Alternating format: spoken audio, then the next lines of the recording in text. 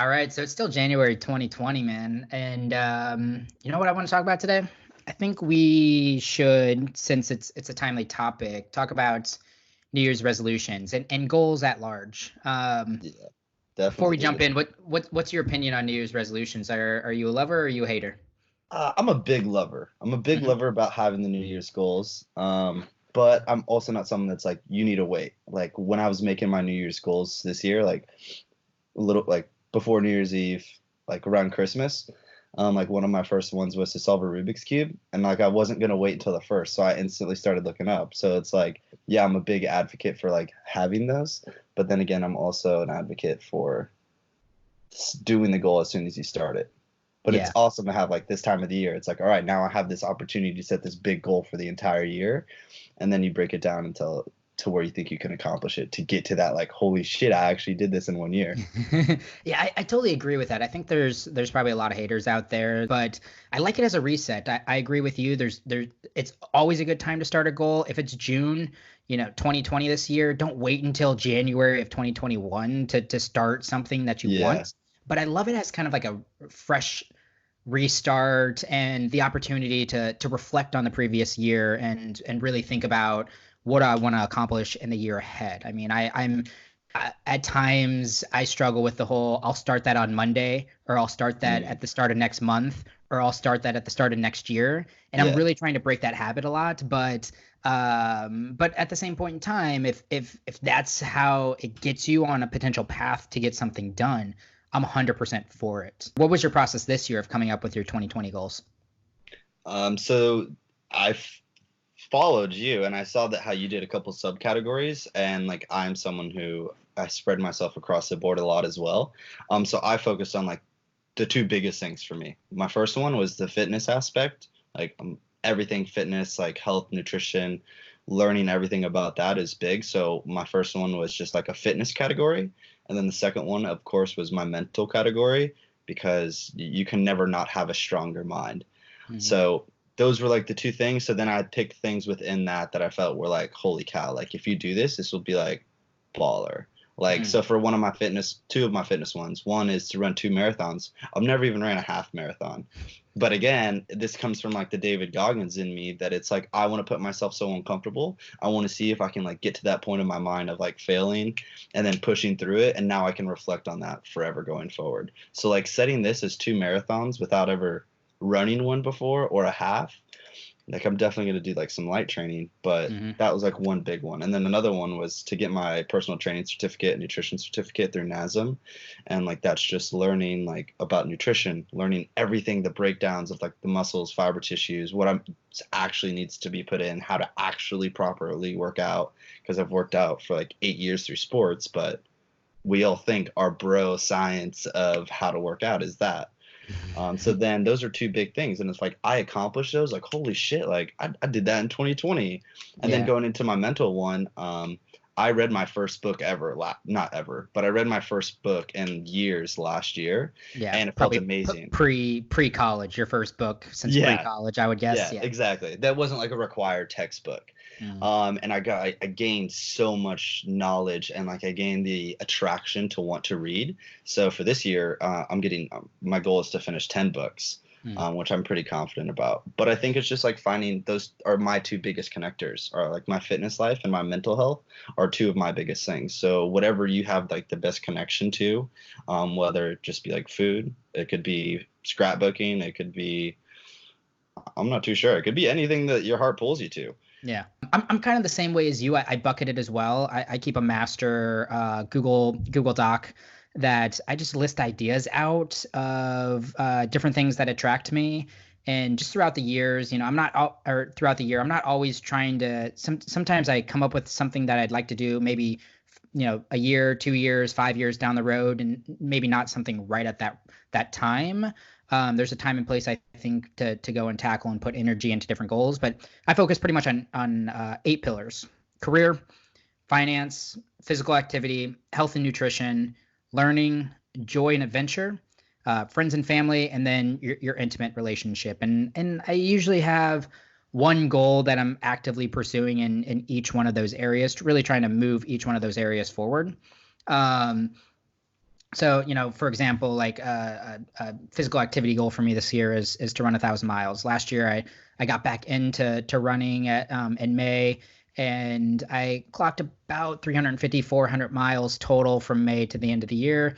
This year, I know with the plan that I have in place, I should be able to hit 1,000. I'd be really stoked when I hit 1,000. I will hit 1,000, and then something maybe like joy and adventure. I want to try a new music festival this year. I love music festivals. I got into that scene about 3 years ago, so that's something that brings me joy. So I'm always usually kind of putting an idea out in each one of those categories. I have a couple questions that I like to reflect on near the end of the year, and kind of looking at the 8 pillars and then reflecting on these 3 questions. I thought it might be good to throw this out to the audience. What's one thing you could do that if you did on a regular basis, it would make a tremendous positive difference in your personal or professional life? Similar to what you were just talking about, what wows you that you see other people do? I think that's uh, going through your own mindset, and seeing what you're like super attracted to and wowed by, I think is a good place to start with what could be a passion of yours. And then what areas of your life are making you unhappy? I also think you need to reflect on that and Yeah. have an honest conversation with yourself. And everybody knows deep down some of the areas that they're really disappointed in, and think about how you could potentially frame that as a goal, and move forward on that. So people Yeah, have some those are goals. strong Yep. questions, very strong questions. Yeah, I love that. Just saying, like, good questions. Going forward, like, these are all really big goals. So now that I know I have these big goals, again, New Year's resolutions, the time to set the big ones. Now I have to break it down. How am I going to accomplish these? So, like, my very first one, already taken action on before New Year's, was solving a Rubik's Cube. I started studying algorithms. I have, like, a sheet of all the algorithms that I've learned. Um, and it's so hard. And I don't know if I'm just not as smart as like the kids that can do it fast, but it's really hard. So I was proactively on that, and I'm still practicing. It's on my dining room table. So the other one that like I'm being efficient on a Rubik's cube comes fast. It's very easy. The second one is my personal development conferences. I've already booked it. So it's being proactive about these big goals, about finding the steps. So I'm going to Las Vegas for a Unify with Gary Vee and Tommy Boulay are the head speakers. At the end of March. And I saw the opportunity, and it's just you have to be able to pull the trigger. Like, I know this is a goal. I was going to go to California and see my family because I haven't seen them yet, but I was like, this is my passion. Like, this is what I want to do. So it's like also a little bit of sacrifice, but again, being proactive on that spot. You actually recently helped me figure out like how long it would take me to finish a book based on hours. So average, we say 7 hours for what, a 250 to 275 page book.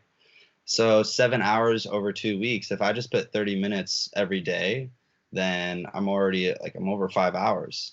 Or Mm, yeah. So I have an hour left of reading. I finished my first book in 2.5 weeks. mm. Um, I'm only trying to do 10 books. So at that pace, like I'm going to be finishing a lot more books. So again, just to like break it down a little bit more to help finish how you're going to get to that main goal.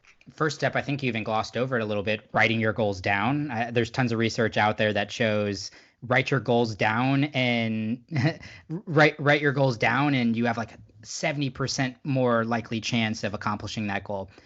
Second piece of advice that I really like that you shared was um, anchoring it to an emotional attachment. Like, you shared it with your mom, and your mom got excited for you. You got excited. Then you use that excitement to start developing a plan. And then one other thing I think is worth sharing is brainstorming or thinking about some of the challenges you're going to face as well in achieving that goal. It's knowing what obstacles am I going to come up against, and how will I plan for some of those obstacles. I do have so many fears. I got shin splints really bad when I was in college, like training. I've had some groin problems. I've had a knee surgery. So I have all these obstacles I'm still going to have to overcome. One thing that I'm scared of is that I hurt myself in training, or I like lose my motivation, my mind strength. And I'm like, dude, like, you're not ready. You can't run this marathon. You can't run 26.2 miles right now. Like, are you about to do this? You haven't even ran. I've never ran over 13 miles in one setting. And that 13 miles was a trail run just for fun. And I did Mhm. that. But like, that thing, like, I'm still so scared. but it's knowing that I want to do something like this because a goal for me and my physical aspect is pushing mental and physical barriers. So like that's again, like we said, it's a lot more than like a step goal. But I have fears, but overcoming them is just knowing like this is my goal. This is like what I want to do. This is like my mind is strong for this reason because I'll be able to reflect on this the rest of my life, that I ran a marathon and the pain, the sacrifice, and everything that I did up to this point. Having like one partner to like your boy, your girlfriend, your boyfriend, significant other, your best friend, like if you really want to start a goal, get your best friend and be like, hey, I want to start a goal. Like, I just wanted to see if you could try to help keep me accountable. And if they say no, fuck that person. They're not your best friend. Like, go find me. Like, seriously, if your best friend isn't interested or happy or passionate about what you have to do, fuck that person. Don't hang around them. Like, yeah, this is the Goggins in me coming out. Like, bro, your best friends need to support you. And this goes into your goals. So Justin is my person. Like we hold each other accountable so much, but it's because I've put it myself in this environment with him and the other people that I live with that they support my goals. They're happy with what I'm doing. They want to hear my 40-minute uncut podcast of me just like it doesn't matter. So first, surround yourself with someone that should be your best friend and then start that goal with them. If they don't want to do a goal, fine. Just be like, okay, cool. Like I want to do it right now. Like, will you help keep me accountable? And if they're like, yeah, then good friend. But now you have that person. And then if that's your best friend, like they should just be like, hey, what'd you do yesterday for like that goal? So it's just like finding someone. And then again, if you don't know what goal, find what makes you happy.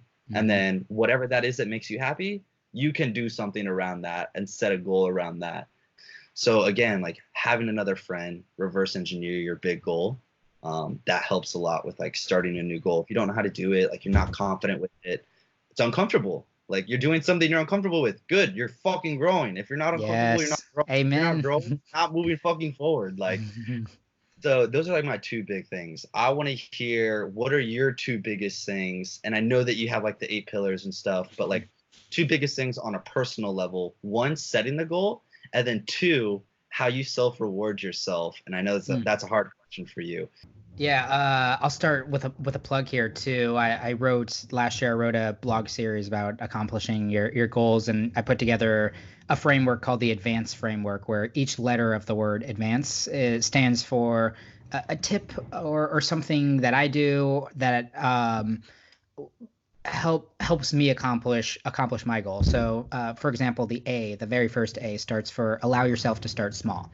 You know, I don't need to jump 2 feet into a big audacious goal if I haven't been taking the first step into that direction. So with the video thing for me, my goal wasn't to create a long format video every single week. It was just to post a simple 30 to 60 second video on my Instagram. I knew it was attainable, and I knew it was a small step that would give me momentum into that direction. And the rest of the 6 letters all stand for something else, something that's big for me. Let me just hear what they say. You don't have to go in depth. Let me just finish the 6 letters. Yep. So D is design an environment that fosters success. V is visualize the outcome. A is anchor the new behavior to an existing habit. N is note your performance. C is what you mentioned, choose your social circles with care. Nice. And then E is eliminate friction.